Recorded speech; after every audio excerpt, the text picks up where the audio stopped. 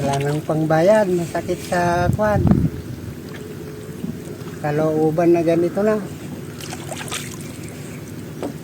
Una, bagyo na naman. Ngayon, ganito na naman. Wala na. Napaupo na lang sa fish pen habang iniisip ang matinding lugi ang mangingisdang ito sa Ramon Isabela nang makitang lumulutang na ang inaalagang isda sa Magat Dam. Laking panghihinayang din ito dahil ang pinangkapital, inutang pa. Walang oxygen. Lumutang yung mga isda namin, oh. Dami, oh.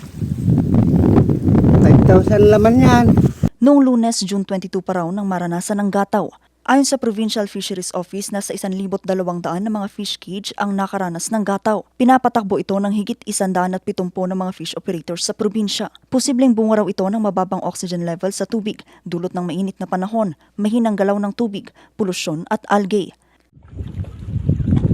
Sa ngayon, pinapaalalahanan muna ng BFAR ang mga mangingisda na huwag munang mag-restock ng mga isda hanggang sa bumuti ang sitwasyon ng tubig.